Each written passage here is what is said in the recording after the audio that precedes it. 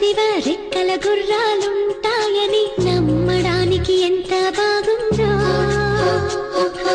బాలమిత్ర కథలో చదివ పగడపు దీవులు ఉంటాయని నమ్మడానికి ఎంత